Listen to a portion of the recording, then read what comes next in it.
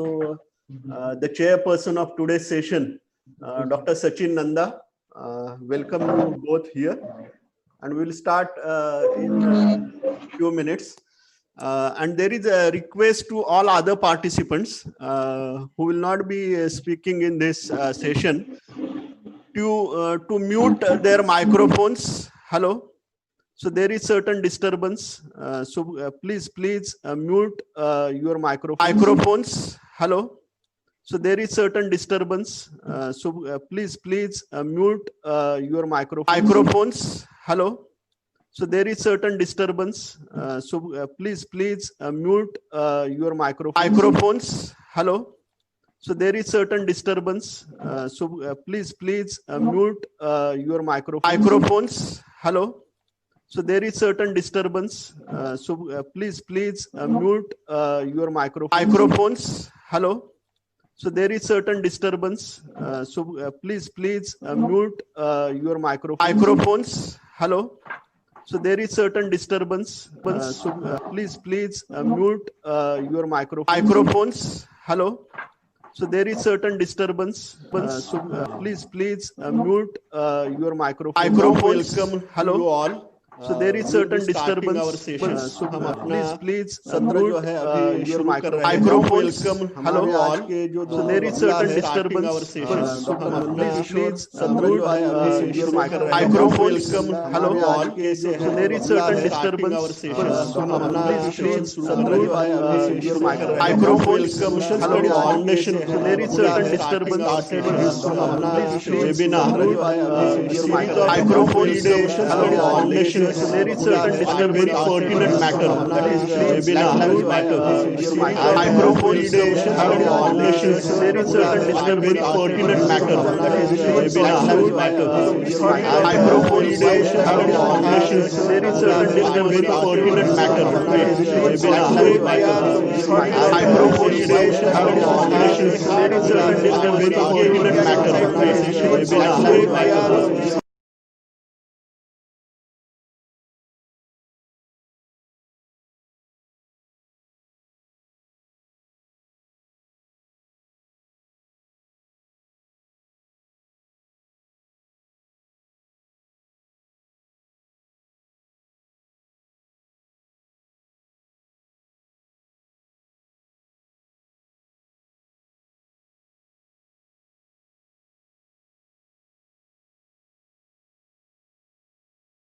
The foundation is based in Pune, Maharashtra, and its motto is knowledge for empowerment.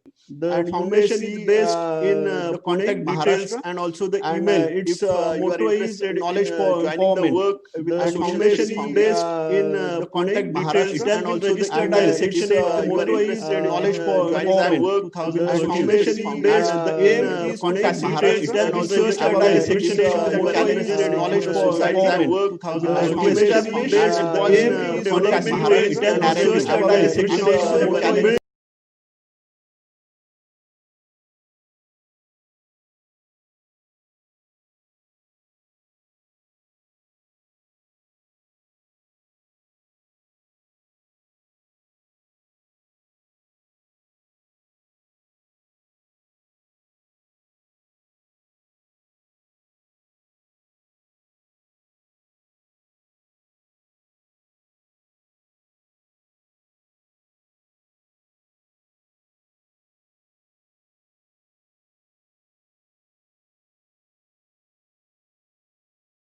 And build a network of social activists and groups for betterment of the society and to facilitate research and provide vision documents. And build a network of social activists and the work of for betterment of the society. They may join us research and provide vision documents. And build a network of those who are activists sessions as I have betterment of the society. They may join us research and provide vision documents. Yesterday we had those who are activists sessions as I have betterment of the society. They may join us research and provide lecture about the activists sessions. Tomorrow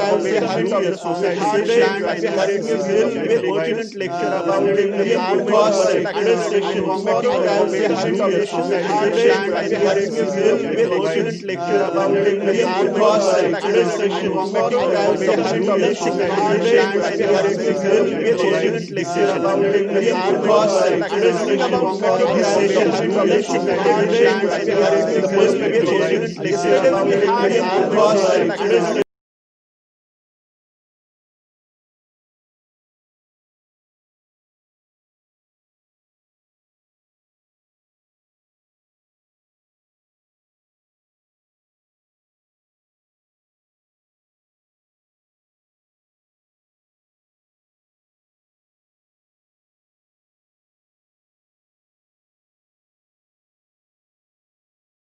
and still after the proclamation of emancipation, the segregation and ghettos were there, and the black community in US the proclamation of their rights, the segregation and ghettos and the civil rights movement under the black leadership of US the proclamation of their rights, junior, the segregation after that the civil rights movement and we are seeing certain discrimination against the rights society and the black segregation after that where that is there, we are seeing certain discrimination against the rights society and the black. And even after that, where that is Yashika Singh spoke about her experiences of apartheid, and a statement that stuck to my mind, that she said that every day was a George Floyd moment for us.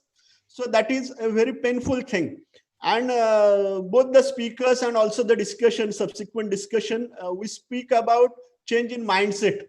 And for that, we have to have engagement with a larger society and also have the continuous dialogue. And in that matter, Yashika Bahan speak about Ubuntu, the feeling of oneness that also is there in Indian philosophy and the indigenous cultures. And with the help of this, how we can move forward toward the better society. That is the problem. And now presently, the today's session, the topic is Black Lives Matter. The hashtag is there, and how it moved from hashtag to the larger movement. So having a 360-degree view about it, so locating the movement. And yesterday there was mention about even in the background of Corona, the healthcare system and how the police system also is discriminatory. So the emergence of this movement and the spread is also we have to look at. And Trayvon Martin, when he was shot dead in 2012, and his murderer was set free, there was a lot of anger and outrage. And with that, this particular hashtag and website started. And after the brutal death of George Floyd, the Black Lives Matter has taken into the shape of a very large movement, and that is not simply in the US but also in Europe and other parts.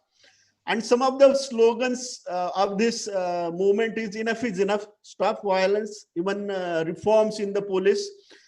And there may be certain politics into it, but moving beyond politics, can we think about the socio-political context of this movement? Whether really it is whites versus blacks, or whether it is about the racial mindset versus others, that we also have to think. And even in this matter, all lives matter, that phrase also has been used, and there has been even the debate in presidential debates of the elections the US is facing. And we also have to think about whether the such discrimination is there for Latinos, Asians, including Indians, and some other communities. So why Black Lives Matter is the phrase that is catching up, and what are the meaning related to it? And there may be certain ideological shades, connotations to it, and maybe different currents and undercurrents. In spite of that, there is certain resonance as a humankind that we are feeling compassionate about it. The solidarity is very much there, and how we can move with the dialogue, that is the question, and that we have to think about.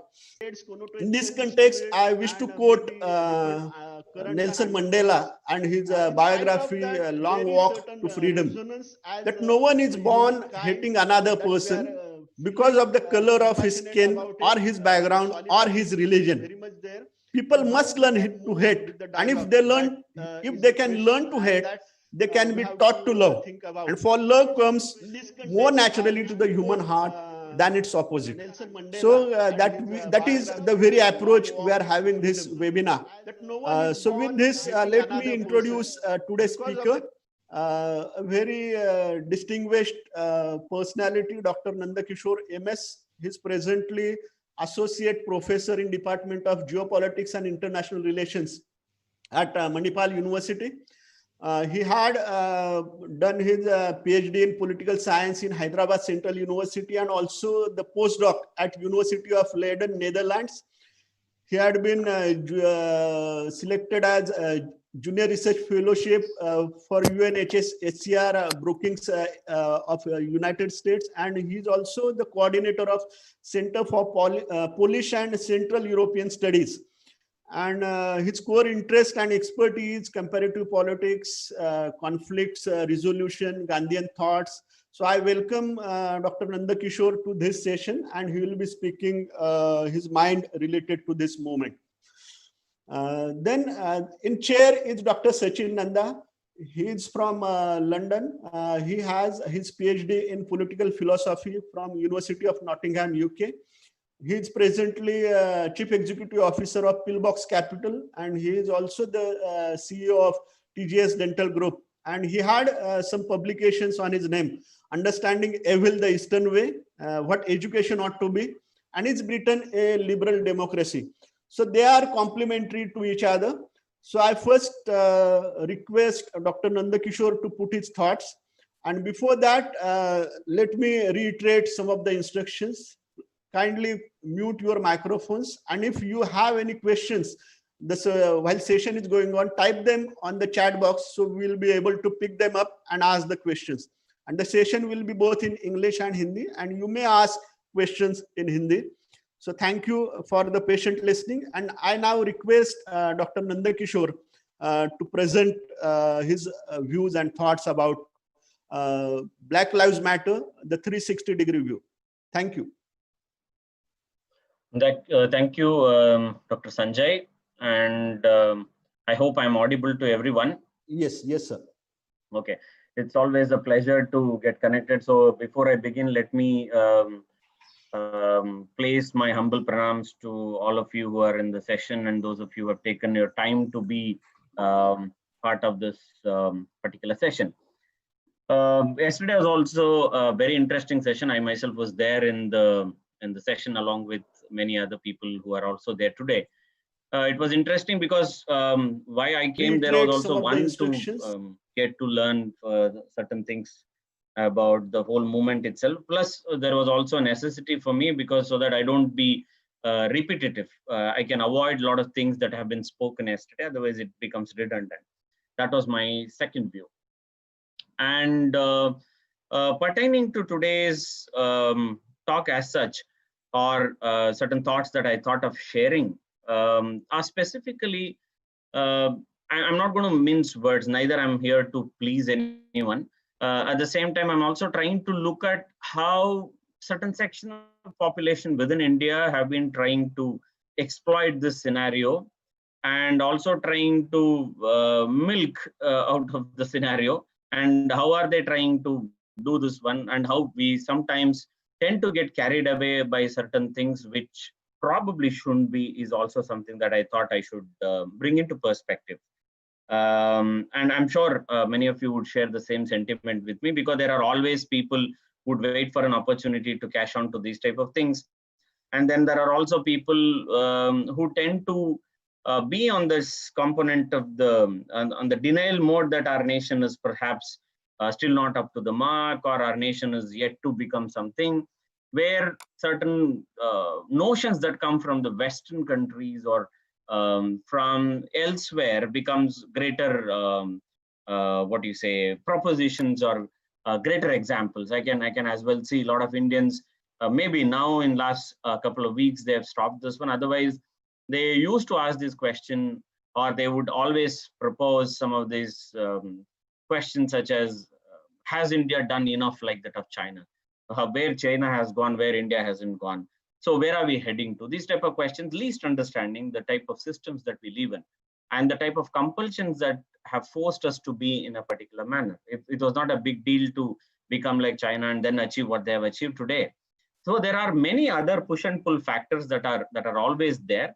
And coming out of some of these pedestals where for no reason we think that they are the ones whom we have to look up to. There is no methodological nationalism that I'm trying to bring in here, saying that when everything that comes from the East is evil or everything that comes from the West is evil. Nothing of that sort. As long as, because even the Vedas begin with that one only, saying let the knowledge come from anywhere. So as long as it is good and it somewhere reflects some components of our lives, there's nothing wrong in accepting things the way they come in. So thanking the organizers, probably what I would do in the next few minutes is to look at why this movement has picked. The time that it has come in is much more interesting. Do we mean to say that in the United States, there were no violence against the Black people or for that matter, Asians or any other group at all? Is a question that we need to think. As a scholar of geopolitics and international relations, for me, I need to think beyond the usual, beyond the narrative that's been given, right? Otherwise, what happens is most of the time, what's been written, what's been, published is something that generally shapes our understanding about. So my thing is to look little more or look between the lines and then think about how exactly these things are viewed or we can view is my take at this juncture. Now, whether it is George Floyd or Tyler or for that matter, Ahmed Arbery, you have umpteen number of cases like this that have happened before, that has been happening in other parts of the world too. It is not the only instance or few instances that have been happening. For instance, yesterday also, I think this came partially as part of the discussion. In France today is suffering for the deeds that it did quite a few years ago during the colonial era. It brought slaves from Africa. It wanted to use them. It wanted the lives of the French people to be beautiful. They wanted it to be at ease. They got all of these people. And then at one point of time, when these people started becoming more assertive, they wanted to discard them. They wanted to get rid of them, which led to sort of a social revolution in France in 2007. And after that, now France sees this as a major problem that it needs to contain. Second example is also again from France, when the Ayatollah Khomeini from Iran, the then Iran, which was under Shah, felt somewhere that there was a satanic rule that was happening. The Shah wasn't Muslim enough, and he had to bring the Shiism, and the Ayatollah Khomeini thought that he need to bring that one. So at that particular point of time, the French wanted to be the champions of secularism because they are the one who had given a lot of slogans that democracy uses or a lot of democratic nations use. So they wanted to be champions, though they invited and they provided space for the Ayatollah. And then subsequently what happened?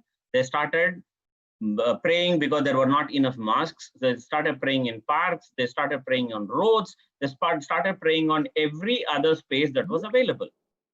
And the same thing grew in manifold. And subsequently, though the Ayatollah went in 79, it started resonating so much. And the same French people today, since 2014, let's imagine, Charlie Hebdo happened, many other things have happened. They've all started speaking like that's the only menace that the French people have as of now. They're torn between their idea of secularism, and then they're also torn between what has to be done, how do we control this particular menace. So it's essentially something that has existed in all over the world, and we ourselves have been victims of this one. Least we have forgotten the way Indians were treated during the colonial era. We have also been victims of it, and many of us know when we travel abroad, the way a lot of Europeans even today look at people from the South Asian skin, the way they treat us. I myself have been a victim of it when I was in Finland, where I would get into a bus and there you would see a Finnish person, and the moment I would go and sit next to him, as if he's getting down in the coming station, he would walk away. This is a normal way things happen across the world. So a particular instance has picked up at a particular juncture, which the chairperson today, Dr. Sanjay, or the convener of the program, slightly hinted at in the beginning stage. The timing of it was much more subtle, where I would be much more brutal and honest in terms of putting across my thoughts, where he hinted saying that why now? Why exactly at this juncture? How is it picking up? Why there is a momentum that's happening in such a big way? Is there some sort of a conspiracy? Is also that's why we are trying to look at, because this is a 360. This is not a one-sided emotional what is a monologue that I'm trying to give here. It's a 361. That means I'm expected to speak on other nuances that also exist, other shades that continue to exist in this particular issue itself. Now, for a lot of people, for a long time, especially because the United States does not have a great history, or is neither has a civilization that it can boast of, unlike India, China, and many others. It's not a civilizational state. It has people from all over the world. And also it's an amalgamation of different communities, races, and everybody. Today, if United States is United States, it's been made by people who are immigrants. Because if you just look at the native Indians, why nobody is able to talk in the United States about the native Indians? Right? Why nobody talks about it? Why Black Lives Matter, but not the people who are the owners of the land? Why that doesn't pick at all? Why it does not become a movement? Why nobody speaks in the United States about the native rights of those people? It's an interesting question that we need to think about. And the native people have to be protected by law, and they have to be given different type of protection. Nobody even knows. They see them as savages. Right? Why there is no movement? Why people who speak about secularism, who speak about human rights, all sorts of things that they speak under the sun, why they have never ever spoken about? Not a single think tank, not a single educational institution has ever come up with studies, ever come up with slogans, ever come up with candle lights onto the street, and they have done a program of this sort. They've forgotten the native Indians of the United States, who are the owners of it. Today, United States is the land of immigrants. That includes the ancestors of Mr. Trump, that includes Mr. Clinton, that includes Mr. Obama, that includes everyone for that matter. It's a land that's been made by people from all races, right? If somebody might have been doing housekeeping job, somebody might be a CEO of a particular country. So what are the type of groups that are there? Everybody makes a society, right? If Saudi Arabia today has seen fortunes and all these things, at one point of time, there was a scenario where they wanted to bring something called as nitakat, where they wanted to keep reservations for the Saudis, and then simultaneously they wanted to make sure that the jobs are for their youth, and then they wanted to see to it that those of them who don't have clear papers and all this thing have to leave. And then what happened? Because of the fear that they may be thrown out, for 2 days, no Indian, no Pakistani, no Bangladeshi, no Filipino came to the street nor went to the work. Now, these are the people who do all sorts of menial jobs and housekeeping jobs, to all sorts of jobs. So the whole of Saudi Arabia was looking like a garbage. In less than 2 days, the same government, Mr. Salman Khurshid, our external minister, spoke, and immediately the Saudis said, no, nobody needs to fear. It was just to see to it that the job guarantee is kept, and then the papers are clear for a lot of people. Then things started melting down. There was no movement for that. Right? Now, I can give you hundreds of examples like this. That is the reason I said United States is perhaps not a standard that we need to look up to when we speak about human rights, nor when we speak about a lot of other ethical components and values that have been put up so far across the world. Because it is the same United States, there is something called as, there is a think tank that does the democracy index. I happen to be the IBLP of the United States State Department. I was a visitor leadership program person. So they had taken me to this think tank, and they were giving rankings for different nations. And then somebody spoke in a very low this thing that oh, India is ranking somewhere here. Your country is still not very democratic. So I asked them back, do you mean to say within your nation, you talk about human rights? Are you talking about your behavior elsewhere in the world too? No, this is very much to do within the nation. Then I asked them, can you show your methodology? They said, not now, probably we'll share some other time. It's a very huge study. They just kept it aside. But this is a work that's been cited by a lot of scholars across the world with regard to democracy index. Which country has what type of democracy? So they basically are at a high pedestal where they think that they can set standards to the world and then finally end up like this. So why all these things become much more problematic? I can give you another example. The same nation or lot of these Western nations that we see today as standards for our human rights to all sorts of things, talk about certain values that are associated with society. The United States gave rights for the women to vote only in 1920. A nation which became independent in late 1780s gave rights for the women to vote in 1920. Switzerland, another place that every other human being on earth wants to go and visit and one or the other time, gave right for the women to vote in 1970. Here is a nation which was colonized for centuries, which was brutalized by foreign rulers, which made us to forget our own roots. I can give a simple example. We were a great maritime nation. And then you have foreign rulers who come in, they came from landlocked nations, never understood the value of maritimity. And then they started looking within. And today people are asking, or today people say, we should have been a seafaring nation. Right? All our skills, the values that were associated, not a single textbook or a single text of history in Southeast Asia says that India was a bully or the rulers who came from India were bullies. Let's look at the East. Our kings went up till Afghanistan. No single text ever talks about saying that when Indians were racist or Indians were bullies or Indians bulldozed us or anything of that sort. Now that's an impeccable component or impeccable character that this nation has kept. Who corrupted it, if you look at it? There are many other things that have spillover effects, which probably I would not dwell upon because that itself requires a lot of these things. What I'm trying to say is that these Western nations, which we try to talk about as standards who have given, because they have taken standards according to their convenience. When they felt there was a necessity to give standards to other people, they do that.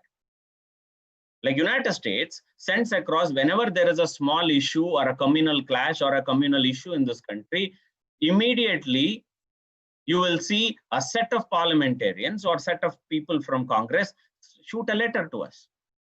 How many times Indian parliamentarians have ever written a letter to the United States Congress or to the US and to the lawmakers saying that when something like this is happening, Black Lives Matter is a major issue. You are discriminating against the minority. Now can we get some sort of this thing? We are concerned.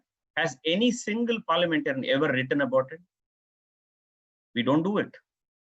We don't do it because in one or the other form, every nation is evolving and every nation has certain limitations too. There are some internal contradictions, which over a period of time only they can get rid of. We have a lot of nations which are homogeneous, yet they are struggling with it. A lot of European nations claim to be homogeneous, yet they are not out of any sort of problem. And here is a nation which has so much of this thing, and then people shoot letters from there. Have our parliamentarians have done? Have our politicians raised a concern saying that when Black Lives Matter and we are deeply concerned about what is happening in the United States? We haven't done that one because we have deeply understood that every society has its contradictions and they know the way they have to deal with. But we sympathize with it. We say we are concerned, we sympathize about it. The people, the civil society responds. I'll come back to that component also. As I told you, one of the other form of slavery existed in different parts of the world. We were also slaves at one point of time. And then you have the layers of it coming in. If you people look in today, they're very, more polished way. They say Oriental studies. They also try putting subaltern studies and they put it in different ways because how nuanced, how much jargon you use in academics, that good you are. You're supposed to be a great scholar if you use jargons. So a lot of people have done this one. Some of them are surviving only writing on subaltern scholars, but they leave like page 3 people. That is the truth. Now in India also, if you look in the whole movement, like those of them who flagged that the earliest, who are the warriors on Twitter, warriors on all the social media, all of these are page 3 people who haven't even spent a single day with the minimal money that an average person earns.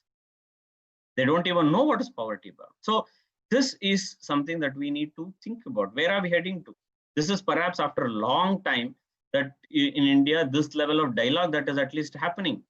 We're resonating a particular feeling with those people because we ourselves, irrespective of the caste, irrespective of the class, irrespective of our ethnicity, we have all been victims of this racism in one or the other point of time. That's the reason we are able to resonate with them.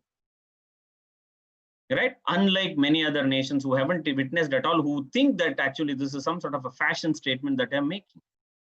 If they wear a t-shirt and move around, they think actually they're fighting along with them. There are umpteen number of people who feel and who continue to strive for the downtrodden, or those people who have been estranged in a different way. They need not come on the road. They really don't come on the road. They continue to work in a lot of places where they can make difference. Right? It's after a long time, at least in this country, there is some sort of a recognition. You never saw somebody who was a victim because there was not an ambulance available, converted a bike into an ambulance, and then he's saving people's life, getting a Padma Shri in this country. And then the same people give us lectures on saying that that life matters, this life matters, and they play politics in the name of secularism and racism, that they are against any of those things. And they continue to practice. We never knew a midwife is worth getting a Padma Award. Right? So one or the other way, these things are also happening. This is one of the reasons why from the beginning, we have always had a confusion with regard to the issues of race, issues of secularism also. This goes back to even our freedom movement. When Gandhi and Ambedkar was there, Ambedkar was of the impression that you need to have that empiricist feeling. That means you yourself have to be a victim, then only you can resonate. Whereas Gandhi said, no, you might have a different intensity. I have a different intensity. Because Gandhi's argument was very, very simple. That if you say you can never understand the pain of a woman who gives birth to it, and then accuse a man that you can never understand the pain, by nature, he is not entitled to. By nature, I can't go through that process. Right now, everything cannot be through empiricism. He said, but that does not mean that I can't feel the pain a lady goes through when she's giving birth. But Ambedkar was of the impression, no, you need to have that experience, then only you can. But at least he was understanding that in one or the other way, Gandhi was also discriminated. Gandhi was also one of the, one of the, let's say, victims of racism to everything in a different form by somebody else. So there is this layered component of society which continues to exist. How much ever we try also, maybe constitutionally speaking, legally speaking, there is a possibility that we think, okay, these are some of the things that can be managed, but they continue to exist. As the societies evolve, things also continue to change. That's why we will always have divided societies and the united societies. On certain occasions, we see ourselves as a divided society. On certain occasions, we see them as united society. Now, what we are essentially trying to see with regard to this particular movement in the United States that happened is, one, that civil society has again played a very important role. Because how much ever we deny. Now, in fact, if you look in the whole Marxian thought was Marx pitted against the working class and the civil society, where he said civil society was an instrument to carry forward the exploitation that was happening in society, least understanding it is the same civil society that rises on occasions or in scenarios that are required and then leads the movement. If you look in, whether it is the Dalit movement in this country, or for that matter, Black lives in other nations or any other place, it is actually the civil society that responds to it. It has a greater role to play, and we can never deny that one. We can never put that in negative position.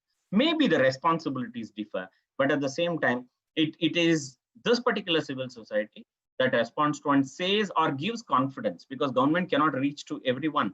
Government cannot go to every individual and speak out what exactly is happening. So from that perspective, it is the civil society that responds to certain component of it. Now, there is this component that I have found. A lot of people have started equating, or some sections of the society in India started equating the caste issue in the country along with the racism that or racist violence that is happening in the United States. I just don't understand that particular component. This is something that I certainly wanted to bring in today, because some of them are trying to exploit this as a scenario. I said in the beginning itself that I'm certainly, I'm not going to mince words. I'm going to say certain things the way it's going to be taken. I don't mind about it, because the binaries that we are trying to create is about two individuals. Now they are able to see a head of the state in the United States as a white supremacist. And then they are telling, here also you have an individual who is leading, and he is part of so and so, certain organizations or certain groupings or certain ideology. And he's also trying to put least able to understand that the individual who's leading this country himself is an OBC. Because he belongs to a particular ideology, they don't want to give the credit to that particular this thing. They're unable to see that how a society has evolved and has given place to somebody becoming that way, or has gone from there, and the same organization which they accuse of practicing, let's say, Brahminical ideas to all sorts of things. The same one has allowed somebody to lead this country, because for them, it does not matter which caste, it does not matter which grouping, it does not matter which ethnicity. What matters is nation. If an able individual is there, he will lead it. That's it. That is how it was shown. That is how it was projected. That's how it has been continuing. Now, equating somebody who's openly said certain things about it, he himself belongs to certain groupings, and he has claimed to be, and to an individual who himself is a symbol of that upliftment, is a blatant way of looking at a particular problem. Probably we are doing a disservice to the whole movement if we try equating something like that. Because this is not a country where a particular color is the only thing. We practice color, and there is racism in every dairy. There is no big deal about it. You have matrimonials that blatantly talk about it. Just open Sunday's matrimonial, you will find every other newspaper which claims itself to be the most secular one, most sensitive one, they themselves publish. From matrimonies that talk about, which says that elite matrimony, the car of a girl who moves in a Mercedes gets punctured, so she has to be lifted, or she has to be given lift in another Mercedes only. That's why you have an elite matrimony, the guy who can fulfill the requirement of a Mercedes Benz. You have a Nair matrimony, you have a Elava matrimony, you have a Gauda matrimony, you have every other matrimony. Now, who is spreading this one? In the name of classifieds, in the name of advertisements, it is the same ones who in the editorial write all sorts of racism, all sorts of caste practices, everything should be obliterated. I use the word obliterated. That is the aim that they keep. But for their own survival, they promote these type of ideas. This is the contradiction that I'm talking about. This is the contradiction that we live with. And then the same people write about, and then they say, before you talk about Black Lives Matter, think about what you are doing in and around you. Right? Absolutely, no problem at all. But let's practice that first. Let's practice that first. Let's not perpetuate a wrong idea. Let's not bring in a wrong narrative into that one. Nobody is interested actually to kill anyone, nor anybody is interested, because there is a constitution. We absolutely respect the constitution, and then it will take its own course. There's a rule of law, there are courts, there are many other things that are happening. Nowhere in the world there is anything called as a perfect society. Every society is evolving. That's what I spoke about. That's the reason I was worried much more about a movement getting hijacked between some of these elites who try to preach certain things and then call themselves as people who are really for that one. Now, what has brought this movement into perspective is another important thing that we need to remember, that somehow whom they thought as a joke in the previous election in the United States, he ended up finishing off everyone, and then he became the president of the United States. Now they know that the elections are very closer. And this is the moment, because there are a lot of sour grapes who continue to exist in their societies who are also trying to exploit this one. And they are taking it beyond a particular level. Now, violence is not going to change anything. Right? If people are invoking Gandhi, if the people are invoking Mandela, if the people are invoking their Martin Luther, if you are invoking a lot of these icons who have who have lived non-violent way. Now, violence is not going to change anything. At Atlanta, the way the violence engulfed, it's absolutely an antithesis to what the movement speaks about. You're going to have a silent protest. You're going to protest against every sort of exploitation. Yes, indeed, it's important. Now, there is no idea to derail the movement by saying that every life matters and everybody is exploited in one or the other way. I'm also exploited at my home. I am the youngest one, so they exploit me at home. So the exploitation is at different layers. If we start deconstructing, we'll go to that level. Now, every other fellow, it was in fact, it will end up leading into some sort of a frustration only, because Indians can get the best out of anything that is available in the world. When we see frustration, we had somebody like Swami Rajneesh, who just exploited what was somebody's problem. He understood that people were frustrated. That itself he coined all over the world, and he became a super leader. Now, frustration is there at every level. Nobody is interested in to dilute the movement. We're sympathizing with them. We're trying to do certain things, but at the same time, one needs to be little more careful, little more clear about the political implications that the movement is trying to bring in, or certain subtle way they're trying to push a particular narrative and drag it beyond proportion. When you have the president issuing an executive order on what has to be done by the police, what should not be done by the police, right? And yet you will see the violence continuing, people not leaving the street. The way our Shaheen Bagh happened is the same similar. Just imagine, just see this one. You will be able to correlate two different instances happening in different parts of the world, but the way that is engulfing and going beyond a particular control, I'm pretty sure in the United States, already those people who were there in the original movement in the initial few days are out now. There are others who are milking by starting it as a movement, donation, now all sorts of things. And now there will be series of speeches and many other things, stage programs to donations to everything. And whether it will reach that family or not is not to be seen. It is the same person whom they are accusing, saying that he is a white supremacist, called the family, spoke to them personally, calling them to the White House. He did everything that was possible. He issued an executive order. He's trying to control. Neither he instigated, nor he's been telling them to do anything of that sort. It's done by a police person, but there are a series of things that have happened. It's been spoken.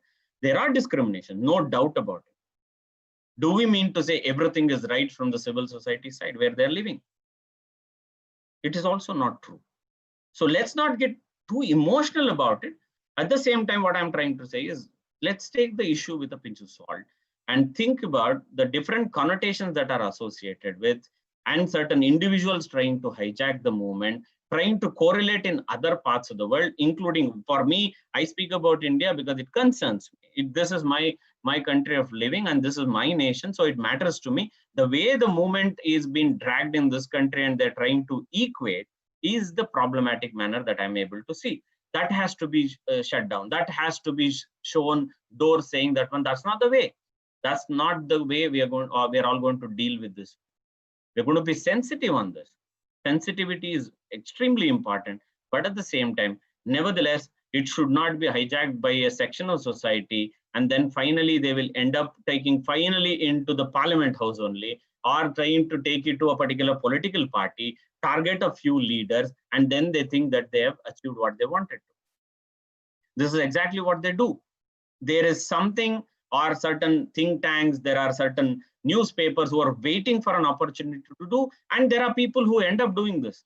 Yesterday, for example, I can give you, there is a professor in international relations by name Sumit Ganguly. He ended up writing an article in Foreign Policy in which he says India is paying price for the way it has neglected its neighbor.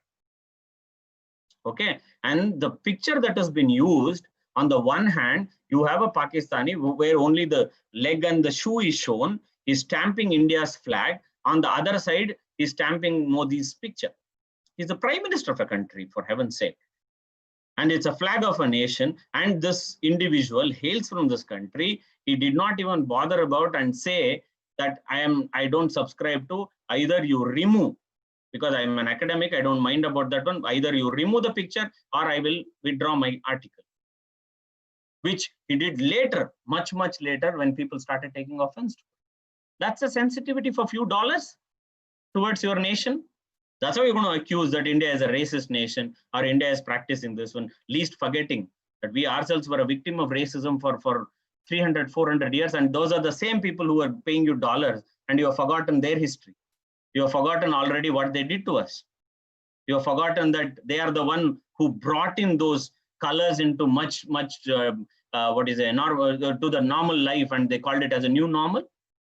That is the problem that I see. When I say Black Lives Matter in the 360 degree, that's something that I certainly wanted to bring in as a point of departure. But I would rather stop it here and then keep things to the question session, and because there is also other speaker who has to speak, and then we will probably take questions, and I'll continue to answer some of those things. I just wanted to flag few things and say the way the movement has been taken for let's say on personal level, trying to target a particular group and then trying to malign a particular community, or trying to malign certain sections of the society, saying that when they continue to practice or anything of that sort. Though, literally speaking, or from a practical perspective, it's much more to those groupings which have suffered for a long time now, which least of the people are ready to speak, because everybody wants to be politically correct. Everybody wants to be politically sound, and nobody wants to bite the bullet. I'm done that one. So that's, I think, the mandate that I had while I had to speak on this thing, what is the 360 degree of the Black Lives Matter. Thank you for your patient listening. Thank you, Dr. Nanda Kishor, for very different perspectives related to it. And as you said, deconstructing the narrative is one part of your lecture. Now I request Dr. Sachin Nandha to have his comments on it, and he should have the chairperson's view related to this topic. Dr. Nanda, over to you. Thank you very much. Namaste, everyone. It's a real pleasure to join you all the way from the UK. I hope you can all hear me. I hope you can all see me. Firstly, I think it's wonderful that Bharat is having these sorts of discussions, right? These sorts of conversations. I think it's a telltale sign that we as a collective people are for sure rising, becoming more conscious, and beginning to feel confident that actually we can participate in global narratives. So I think this is a testament to the rising consciousness of our entire society, actually. So on that, for all the organizers, Sanjay ji and all the others, well done. Congratulations on setting all of this up. This is a really good sign. Having heard Dr. Nanda Kishor there just a moment ago, I thought a lot of his points were incredibly nuanced. They were very penetrative, and on the whole, I have to say, I would concur. I would agree that is certainly the trajectory of the conversation. And what I would like to do, because I'm conscious of time and I've got 10 to 15 minutes, I'm just going to give you 3 or 4 stories which you'll find interesting. I want to show you the sophistry with which the system works. So it's everything what you've just heard, and I just want to share with you a little bit about the European experience, right? So I confess my ignorance from the off. I don't know very much about Bharatiya politics, nor can I stomach some of the politics that happens there, to be honest. But from a cultural perspective, I'm very much, I hope, attuned, and I like I say, I'm very much connected to my dharma bhumi, as if I could frame it that way. So a couple of things I want to share with you. So we talked about racism. These stats, which I'll share with you, are in the open public domain, if you look for it. From the moment when the anti-slavery bill was passed in the United States till the 1930s, so that's between the 1860s, 70s, all the way up until the 1940s, Black families had a smaller divorce rate than white families. Black people were doubling in wealth every decade. And they were becoming wealthier and they were catching up with their white counterparts every single census. So even though you had segregation and even though you had racism, you had the black family intact. They were earning increasingly more and more and more, albeit starting from a low base. They were 99% employed. Black people had the highest amount of employment in the United States between 1905 up until the 1940s. Something interesting was going on. Then, by the 1960s, only 20% of black families existed. There was an 80% divorce rate within the black culture. Only 1 in 4 black children has a father that they grow up with. But in 1940, nearly every single black child had a mother and father that grew up with. So in the land of segregation, in the land of racism, you had a black people that were actually flourishing almost 100% in employment, and albeit segregated in schools, they were becoming more and more educated, they were becoming more and more affluent, they were buying cars, they were buying houses, they were even buying land. If that is not social mobility, then I don't know what is. Then between 1940 and 1960, you have almost 75% unemployment within the black population, 75%. You have only 1 in 4 black children has mother and father. They get into drug problems, alcohol problems, violence problems, gang culture. What happened between the 1940s and the 1960s? That's within 1 generation, the entire black society collapsed. What happened? What happened is something absolutely fascinating. I'll just quickly share it with you and then you can investigate it yourself. Most of the black people, the vast majority of black people in the United States lived in the South. Okay, these were the Confederates, the ones who fought for slavery. They lost the war and they were forced to emancipate black people, and that's where the segregation was, that's where the racism was. However, the one thing that trumps racism, money, economics. Southern companies owned by white shareholders employed black people. Why? Because black people were highly skilled in terms of in construction jobs. Black people were highly skilled in construction jobs. So a lot of the white-owned companies of the South employed black people on large. And because they were paying the black people about 15 to 20% less than their white counterparts, the black Southern companies, so the white-owned companies by black labor force, they were able to outcompete all the Northern American companies for all the big construction projects, bridges, trains, railways, airports. And all the Southern companies were becoming richer, more powerful, more influential, and they were constantly winning tenders. And surprise, surprise, you will be surprised to know that in the 1940s, under the guise of equality, under the guise of civil liberties, the Northern companies, all the construction companies came into a union and they began to champion Congress that we should introduce a minimum wage. Why? Because it's not fair that black people are paid 15 to 20% less than their white counterparts. And what happened? Eventually in the 1940s, that bill was passed and the minimum wage came in. All the black people celebrated. Everybody celebrated saying, oh yes, look, finally equality. What happened? Now racism kicked in. Now all those white employers who were employing black people before now said, well, if I have to pay the white person the same as a black person, now I'll employ a white person, thank you very much. And all of a sudden, black people became not just unemployed, they became generationally unemployed.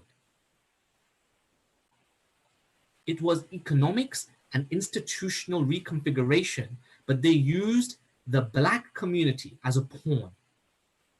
And they deconstructed all the social capital that black people had.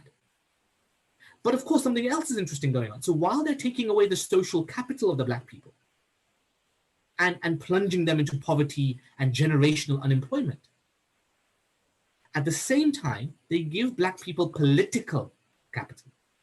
So, for example, between up to 1940, there were only 400 Black people in political offices all across the US, 400 people.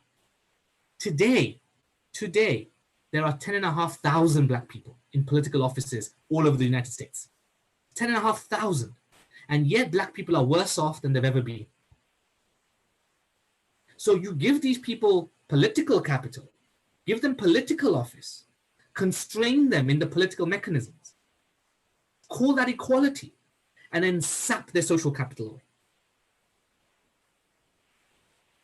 So I hope you followed that story. That's story number one with what has been going on in the United States. And this is still going on, by the way.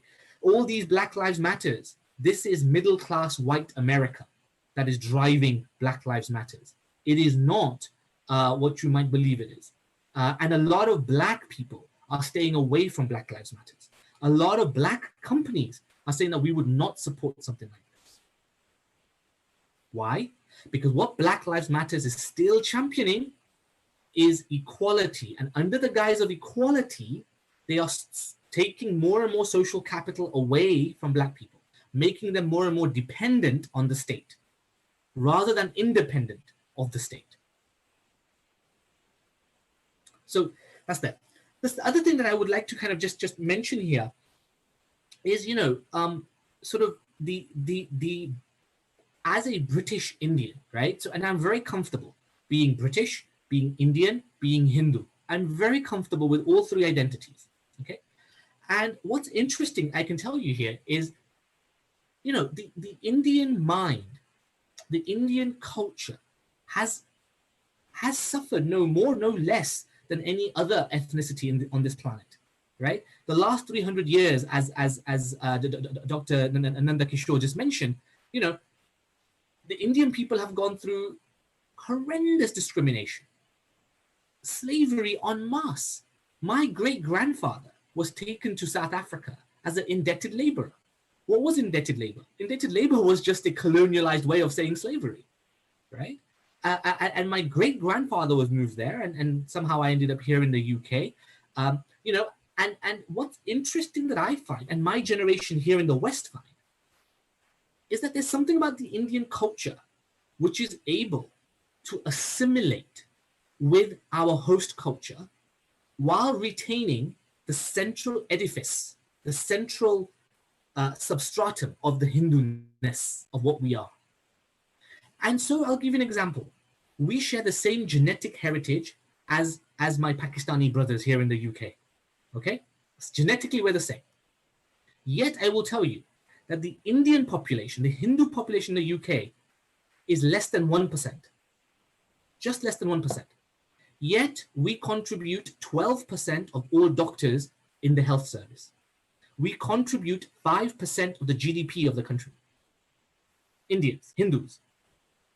My Pakistani brothers, who share the same genetic structure as me, who came to the UK at the same time, are deeply, deeply reliant on the welfare state. Huge unemployment, big drug problems, totally socially immobile, educationally very backward. Why? There is something to be said about culture. There is something to be said about social capital.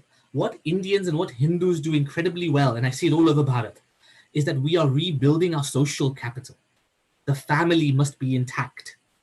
First and foremost, the family must be intact.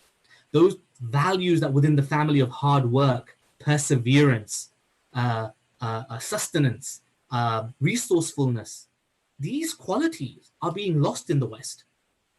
And that was the very social capital that was taken away from the Black people and made them dependent on the welfare state in the guise of equality and minimum wage.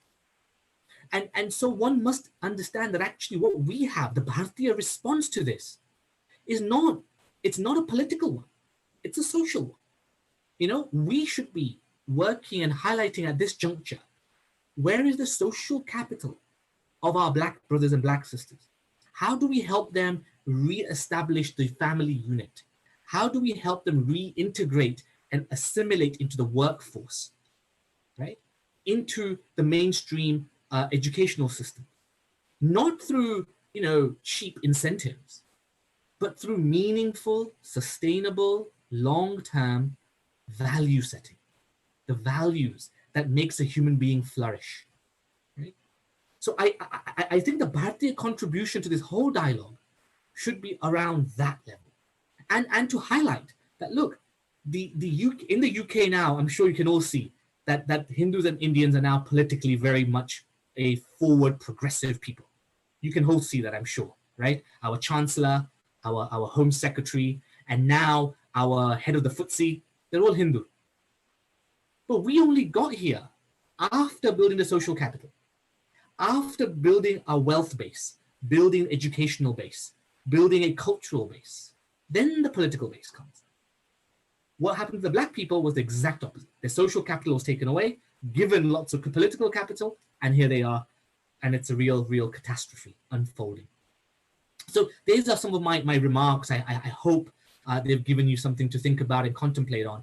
But I think the Bharatiya response, and Bharat has a lot to offer here, both in the West and within Bharat, which is this notion of, social capital, getting the family unit right, getting education right, getting our personalities right, building human beings that are all rounded, that are gentle in nature, but also firm and resilient.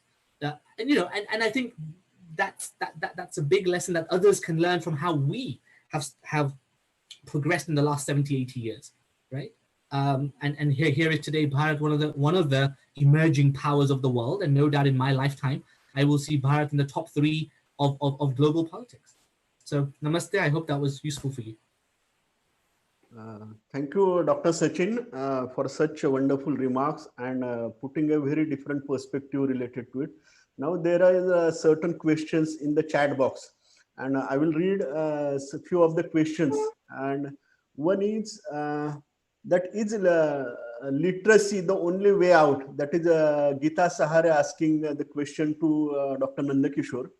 Is literacy the only way out? How could we enhance the economic status of black people in the West or Dalits in India? That is the question. Okay.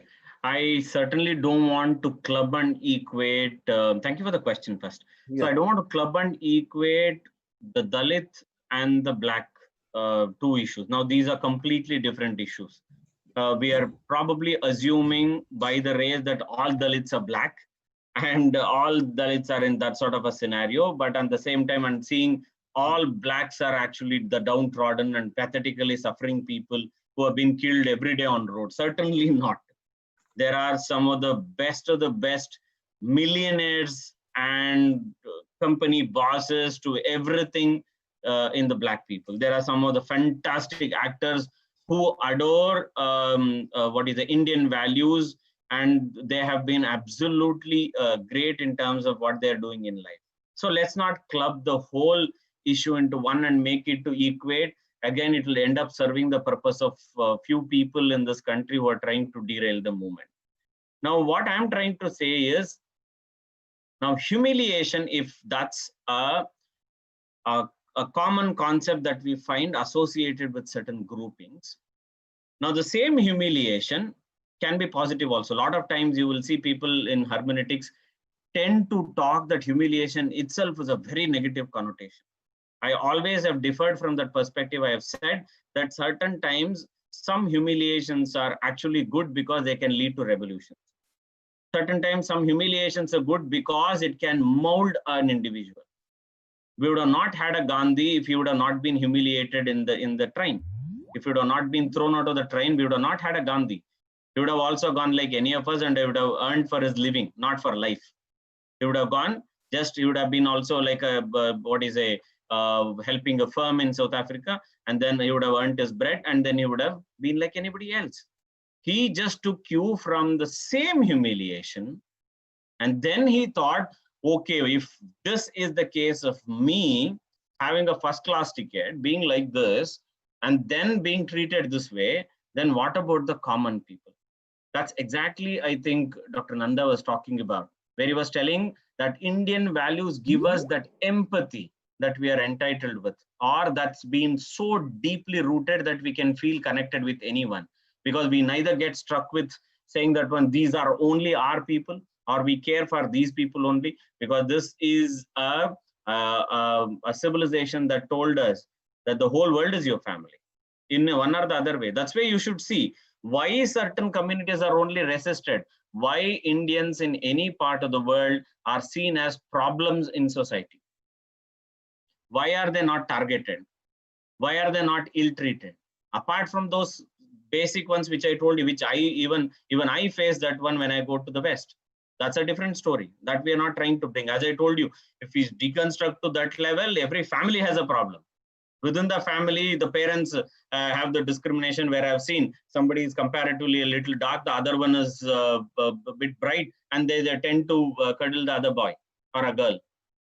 Let's not deviate and bring it to that level. What I'm trying to simply ask, or trying to put a perspective into this one, is very simple. I'm trying to say the Black community hasn't taken that resolve. Those of them who are serious, who have come to make a life and living in the United States, are serious people who are not into any of these things. This is exactly what what Dr. Nanda was also talking about. Those are the people who want to disassociate themselves here, because they know the more and more you make precarious, their lives will become more and more problematic in that country, because every day they're going to see you that way. But these are the people who are doing this to make it. These are the writers. These are the people who are destroying public property. These are the people who are disrupting everyday life. That is not the solution to it. So the Dalits issue is a complete different one. There are some historical components associated with it, which has been drastically changed. Otherwise, we would not had a president of the country coming from the same community, right? He doesn't harp upon in every speech of him, I'm a Dalit, so I am here. I'm a Dalit, I'm here. He doesn't do that, because he thinks that's a social progression that has happened because of the inclusivity this society has given. And then now we need to build upon, right? Because there are certain questions that come from within. Now, after we attain a certain particular position, belonging to any community, any caste, any group, any ethnicity, have we given up those privileges? Have we done that service to the community itself? Just let's deconstruct. Let's look at the Dalit issues in this country. Let's go to Andhra Pradesh. You have the Malas and the Madigas. Both of them are. So the Madigas feel they are vulnerable within the vulnerable, and they accuse the Malas to be the upper caste. They don't give in marriage. They accuse them, saying that when all reservations have been taken over by the Malas, and we as Madigas have been the most vulnerable people and discriminated people, right? Nobody has stopped all those people who have achieved a particular status in life not to give up and pave way for the next groups to enjoy the privilege. This has to come from within. This the community itself has to realize. Until and unless they can serve their communities, outsiders will always be sort of a lip service. Whatever that comes from outside will also end up being outside only. It will never ever lead to what you can own for yourself, saying this is my movement, or something that you can associate your pride with, saying that this is something that we have achieved. If that's the same thing with the Black Lives Matter in the United States. Why are the Black people, not all of them are ready to get involved in this one? Right? You see all those poster boys in the front.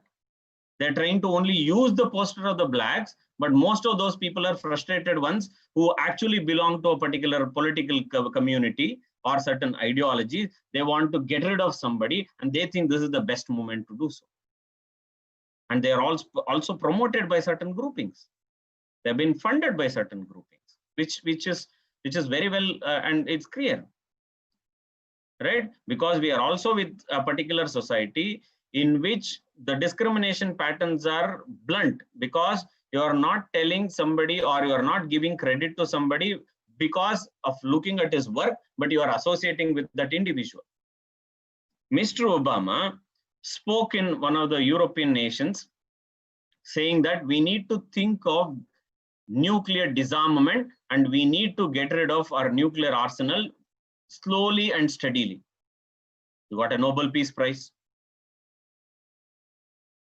right? from 1980s, no single United States president has been able to talk to the North Korean leadership. Here is an individual who strikes a balance, speaks twice and brings that individual into summit, and he talks, and then he brings it down where the situation was, I also have a button next to me, I can press this one and there will be a nuclear war. Other guy also says, I can also press a button, it's next to me. That's a level of threat we were seeing. And he puts down the whole component of it, or whole tension down. He talks to the North Korean leadership. He comes into a third place. He negotiates. He diffuses the whole problem, yet nobody talks about it. Nobody wants to even give credit to this individual, because you have already decided on the individual, he's this much only. This individual is like this only, and we have to get rid of him. Right? Now, this is a mental discrimination that we are worried about. This is the mental racism that we have already built in. That has to be, that's why probably it will be a disservice, as I told you, if these two are equated. Better we see them as they are, and they have certain different conditions that they live in, and then there are certain societal issues that are associated with those individuals. And here are different cases that are associated with our people, which is changing over a period of time. We have seen drastic movements have happened. But as I said, as the previous speaker also said, something that Indians, we are inherently, we have taken it as part of a civilization, is that empathy, component of empathy, which we will resonate wherever, whether it is in Ukraine, whether it is in New Zealand, whether it is in the United States, wherever there is anything that's associated with humanity, something happens, we as responsible citizens of humanity, citizens of this world, we will resonate. We will talk about it. That's the reason we are talking about. By a webinar, nothing in Black Lives Matter going to change. Even many people may not even notice in the United States that we did a webinar like this. What we are trying to show is the component of empathy as a civil society. We're trying to resonate and tell those people, yes, every society has some sort of a discrimination. At this juncture, you might be going through. We also are victims of it. We are also trying to fight out a lot of evils that are there in every society. There's no shame in accepting that we have contradiction. That's why I said we are not, again, taking the high pedestal saying that when we are perfect society, we need not worry about it. Certainly not. We have our own contradictions, which over a period of time, society will realize, and it will change. It will change. That's my probably an answer. One question to Dr. Sachin Nandha. Will you please explain the idea of social capital that you mentioned in your deliberations? Sure. So social capital basically means an amalgamation of all the relationships, all the resources that a community has, right? So give you a simple example now. When my father arrived in this country, no, let me go back. When my grandfather arrived in the United Kingdom, what was his social capital, right? He only had 1 or 2 friends in the entire town. Everybody else was white English. His networks were incredibly small. He could barely communicate. And so for him, his social capital led him to basically work in a factory, in a hosiery factory. And managed to send his children to a state school. Okay. If you look at my social network today, social capital, I have a PhD for a start. I am fluent within the native tongue of this country. I have English friends, Black friends, a very, very multicultural society in which I am heavily plugged into. Furthermore, I have a deep rootedness within Bharat and within the Bharatiya culture. And then on top of that, I have financial capital that I can draw on if I need it, because I have friends in banking, I have lawyers, I have friends that are police officers, I have, all over in the military. So now look at the social capital that I have that I can take advantage of compared to what my grandfather had. So that's social capital. And without that social capital, no society can progress. And what the Indians do incredibly well is they invest in social capital. And as we've already heard, that can only come from within the community. It's not something without. It has to come from within, that consciousness. And my point about Black people losing social capital, but getting political capital, was exactly this, that where their relationships were breaking, Black people were segregated, the Black people themselves fought each other, their family systems broke down, their schools became run down, Black people stopped studying and stopped being teachers, they stopped joining the police force, they stopped integrating with the wider institutions of society. So they lost social capital. However, a disproportionate amount of people joined the political parties, got political office, became councillors, became congressmen, women, whatever. And so they got a lot of political capital. But that didn't help. It cannot help. Only social capital. First, you have to have social capital. So that's what I mean by social capital. I hope that makes sense. To Dr. Nanda Kishor, why after all the police killed so brutally? So it is about George Floyd and even the other matters. So was it not through the racism? So in this scenario, what happens is also there are methods that have been used by the police in the United States for a long time. Yeah. To say they were sensitive or not sensitive is a complicated issue, because for decades together they have followed this one. Even if a white man would do that one, it is the same way that they're going to deal with. The issue here is the way the policeman handled in that particular case is also because the individual is not a normal 5.5 foot and a fragile human or anything of that sort. He was an extremely well-built man, and then there are certain ways that they do. They give certain signals. They also say certain things to them. All these things have been hushed up. All these things have gone below the mat. But at the end of the day, act is what has mattered, and it has taken a different shape altogether. But what I'm also trying to say is that indeed there might be an amount of racism that is associated with that one. But again, we cannot universalize, saying that one all over the US, all policemen are like this. There are a few policemen. I can give you an example from Minneapolis, where they travel something like, let's say, 20 miles every day. There is a Black community who live there, and they come, they park their police vehicle, they play basketball with them every day. They live like brothers. They talk to them, they eat with them, they go like that. This is some sort of a universalization that all policemen in the United States are brutal, they're all racist, they all kill them. In fact, there have been sacrifices that are recorded where to save a Black man who has been their comrade, or in the form of, let's say, he's working in the army or he's in the US Navy or any other places, they have done umpteen number of things.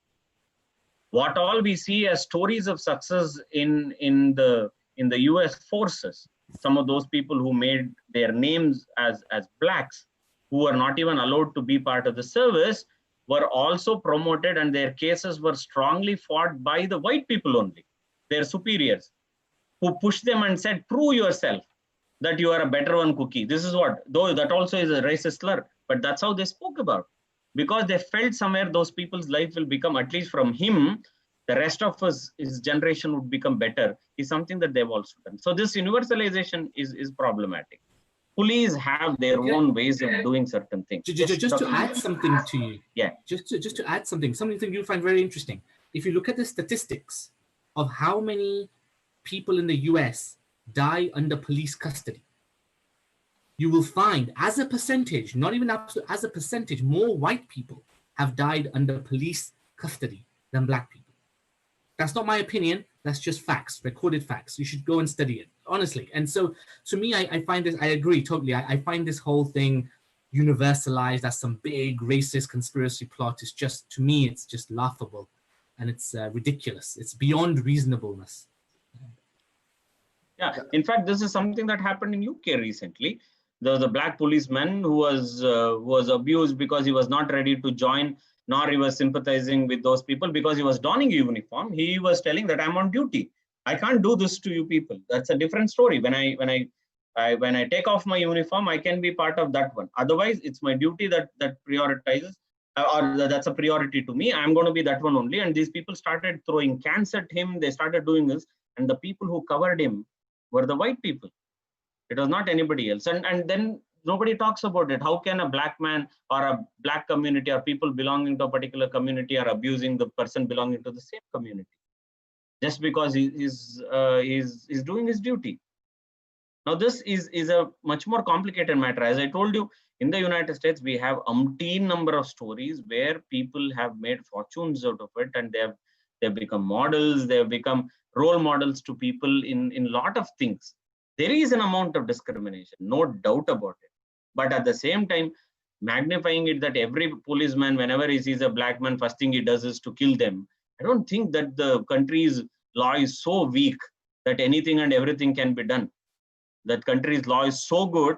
When the US president tried invoking certain things about a scientist who disclosed something about what was happening in Vietnam, it protected that individual, the Supreme Court of the nation, and said he has done a service to the nation by disclosing what the government did not disclose to the people, because they were giving an information that they were winning the Vietnam War, where this particular individual, and Henry Kissinger cursed him in all possible manner, and he called him also, his name is Daniel Ellsberg, he called him as the most dangerous man of the United States. So the country's law is not that weak. They are a federal state. The state laws are much more powerful. There is a rule of law. There is an attorney. There is a lot more mechanisms that are already in place. It's not that easy that anybody and everybody sees somewhere and then shoots and gets away. It is not that way. It's certainly not that way. So I don't see it as only expression of racism coming in there. At that particular point of time, it has also happened. It has happened before. Now we're in an age of social media. Anything and everything gets into social media. I've seen people saying that my uncle passed away this morning. This is the last selfie I'm taking. He's on deathbed. He's already ready for burial, and people take a picture of him and then they put up on social media. One last selfie with my uncle, because there is no sense of what has to be put, what should not be. It has also done a great service, but at the same time, it has also allowed people to become blind to a lot of realities. As Dr. Nanda was talking about, and he was trying to give facts. Nobody is interested in facts. People are more interested about emotions. Those emotions that are conveniently given to you and in which you find convenience. You don't want facts. Nobody wants facts at all. Because the moment emotions rise high, rationality dies down. That is what exactly is happening at this moment. Yeah, there is one question by Milind, who is president of DICI, Dalit Industrial Chamber of Commerce, and he's doing a wonderful job in India. He is asking about black capitalism adopted by the presidential order and the desegregation movement. Will it hurt by this, what is going on right now? Dr. Nanda, you want to take this? I'm not actually clear what the question, what is the question? The question is the black capitalism adopted by the presidential order and the desegregation movement. Will it be hurt by what is going on right now in US? I have to confess, I will concede, and I'll let Dr. Kishor Nanda answer this one. Nanda Kishor answer this one, because I'm not sure about that particular topic. Yeah. In fact, that's the same thing that I'm a bit confused about. What exactly is black capitalism? I've not come across. I wasn't clear. I'm not really aware of that one. I should also confess on that one, because what exactly is black capitalism? Milind is there. Milind. If you can explain the question a bit more, it will be clear. You can explain. Unmute your microphone and you may add something to it. It will be valuable. Milind.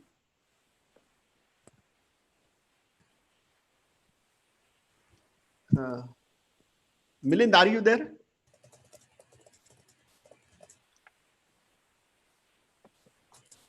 Okay. Then hello. There is, yes, Milind. Hello. Milind, you may speak. Yeah. Hello. Yeah, we are listening. Milind, we are listening. Hello. Milind, तू बोलू शकतोस black capitalism, what it is, and your question related to it. Milind. Hello. I think there is certain problem in communication. In the meantime, we will have another question. No, actually, partially, if I have to answer, Yeah. What I understand by black capitalism is something that was proposed during Nixon, where certain tax cuts and certain incentives were supposed to be for the ghettos where the blacks were living. Okay, and this was also something that President Trump signed in 2017. So the question is essentially saying that it's like our how do I put it? Something like we don't charge the Dalit community and few other segregated ones or designated ones the charges that are associated, let's say a prospectus in an university or a fee associated with something like that. So there are some in which they need not pay certain things. So what he's, if I'm rightly understanding, because this will create more and more segregations where the average middle class might end up thinking that these fellows have come from somewhere else, or these fellows are also like us, and or we are also struggling like them. We are also trying to make our ends. And then it's happening that these people are only getting privilege where I am not getting that privilege. So will that lead to that sort of social disintegration is something that he's trying to reflect. Video conference But probably if he comes in, then I'll be able to, or if he says a little more about it, I'll be certainly able to answer that one. But this is what I understand. The presidential order, if I'm right, that was 2017 Trump, but it started way back during Nixon. Okay. But the word usage of the word black capitalism itself is very problematic. If it's tax concession and other things, then you call it as black capitalism. I simply don't understand that. There is another question. Professor Satik Bagh has written, the recent Black Lives Matter movement in the US is largely peaceful, but turned violent at few places. The violent nature of the movement, at some point, makes it the movement more forceful and draw attention of indifferent government at the moment. So the violent nature of movement has paid off for the blacks in the past. In India, Dalits are peaceful and parliamentary methods to address the deep-rooted problems of caste system, which are not very effective. So what you may say about it? This is interesting. I can put it in a different perspective. First and foremost is Ambedkar wrote a work called Annihilation of Caste. Now, there is a difference between annihilation and abolition. Annihilation is a cultural word. That means getting rid of it forever. It's like obliterating. But when the final draft of the Constitution came in and then what was adopted, Article 17 of the Constitution talks about abolition of untouchability only. Because for him also, the basis for giving reservations remained with the caste only. Because they, according to them, the caste system existed only in Hinduism. And then it is in that one only you can ever give some sort of a affirmative action. That, or you can actually take some affirmative actions. What I'm trying to say is at sloganeering level and societal movements, the usage of word annihilation of caste is a much more attractive word. Let's get rid of caste and other things. But when it comes to day-to-day realities, it's actually the celebration of caste that happens. Without that identity, you think that you have no value. And you want to take it more and more deep-rooted, and you are trying to push your identity. And the narrative comes here is very simple. If a Brahmin is using in the end of his name a Joshi, I can use with my name a Dalit. Or I can use whatever that is my caste name. Now with that, if that way self-respect movement, if that way we are going to tell that self-respect will be restored, probably it is antithetical to the idea of annihilation of caste. You can never get rid of caste at all because you are going to celebrate it. You're going to take that as a pride and take it forward only. Right? So violence is not exactly the means to achieve anything of that. That's exactly a reason Gandhi said, even at this moment, Chauri Chaura time, even if this moment, if freedom was going to be given also, I don't want it because there will be a day where for everything people will use violence only. If everybody resorts to violence, what is the outcome then? So if we say that Dalits, because they are not violent in this country and unlike the blacks and some communities, or in some places that they are doing, then only the government will listen to it or anything of that. So what is that in India, any of the governments haven't done to these people? What more is expected that has to be from the government side? It is the civil society that is still practicing, and there are certain discriminations and many other things are living. Otherwise, government has done. Now government cannot bring a police or constable every day to everybody's house and check how it is working. It cannot leave people in the society to see every day that we have to, because first and foremost, there is some governance issue. We don't have the number of policemen with the ratio that is given at the international standard itself.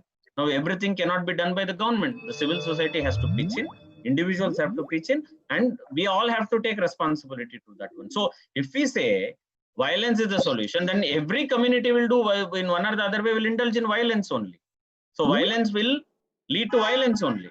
So then what happens is it becomes pure anarchical state. So that's going to be much more dangerous. We are going to lead them. And then what happens is there will not be a discrimination between what is an organized violence, what is not an organized violence, who is actually the victim, who is actually the perpetrator. Because for everybody, there is one layer, the snake and this thing, like the food chain.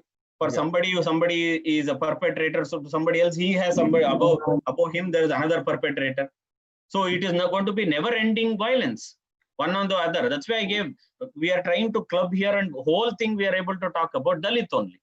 Yeah. But is that so fair that the Dalits themselves are united? Are we here to say that?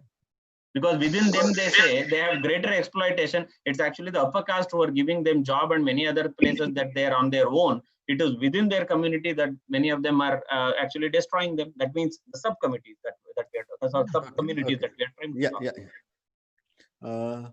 Is Dr. Sachin Nandha still there? Because he has some work. He may have left the session right now. He has said it to everyone. So there is another question to Dr. Nanda Kishor related to this only.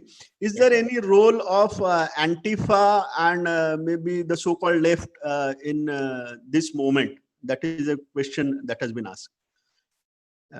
Role of Antifa movement and maybe the left party or something other. Oh yes, sir. Why not? Because they are all, as I told you, they're waiting for an opportunity to launch themselves, because they have lost the normal race, because they are still stuck with the 19th century model. And they think that they still can fool people and continue to tell them that they're going to have a revolution, they're going to change everything, and being completely disassociated with society, and until for no reason enticing violence. So they certainly will find this as an opportunity. They will look for an opportunity to put down whichever the government that is, or they want to become relevant because they have become irrelevant. That's let me put it that way. They have become irrelevant, and they think these are the moments that can tell, or that can call it as relevant, or they can make themselves relevant. This is one of the campaigns that can certainly happen, but unfortunately, least they understand is that all those places where the left movement was at the pinnacle and they had the political power in the whole world, let me put it that way, all those places are still the ones which are struggling. They are the one in which the highest amount of discrimination is still existing. Just look at what they have done to Venezuela. People are picking food from the dustbins and they're eating. This is what they have done. But they wait for an opportunity. That certainly I agree with that. There is an angle to it. They're trying to use this as an opportunity. We will take one last question. The question is, there has been a campaign for reconciliation in US, but now Black Lives Matter is leading to further division. Do you feel so? And whether reconciliation has a future? What I say is anything that goes beyond a proportion will become problematic. As I told you, it ends up becoming much more problematic when you try segregating and when you want to look at everything through binaries. The moment we put them into binaries, we don't take other groups into consideration, other groups, and assimilate with them and make them to look like, yes, there is a real problem. This is going to become more and more problem. So reconciliation will have a future if they shun violence, if they resort to constitutional methods, if they really want to have a dialogue. Because at this juncture, they are sounding like they don't even want to have a dialogue, and at least till November. That is how it is sounding like. At least till November, they don't want to have a dialogue because there is an election coming in. After that one, they will tell, yes, we will have a dialogue depending on who's going to be in the chair. So there is a political agenda too, which will be a biggest disservice to the Black community in the United States. It will have a future, reconciliation will have a future if some sense prevails and they think that this should not probably prolong to another few generations and then create more and more divisions in the US society. Thank you, Dr. Nanda Kishor. It was a very wonderful session. I will now hand it over for a vote of thanks to Avinash Mule, Director of Social Studies Foundation. And before that, I request all the participants for tomorrow's session that will be Combating Discrimination, Indian Ethos. And Ramesh Patange and Dr. Kundan Singh would be the speaker and chairpersons of this session. So over to Mule, sir.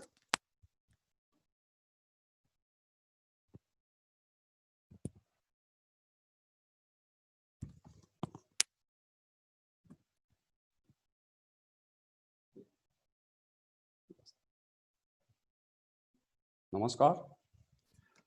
Respected Chairperson, Dr. Sachin Nandha, respected Speaker, Dr. Nanda Kishor MS, and honorable audience. Today is the second day of webinar on the subject Black Lives Matter.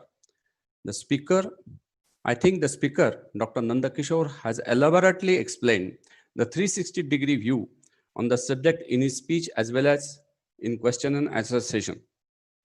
In the concluding remark, Dr. Sachin Nandha also precisely presented his views and say in the matter, giving emphasis on socio-capital.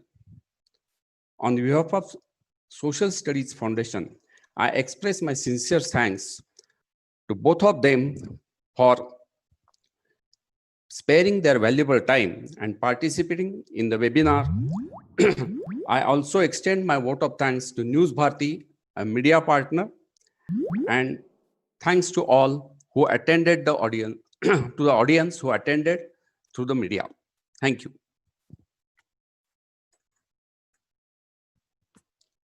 So thanks all. This is the end of the today's session.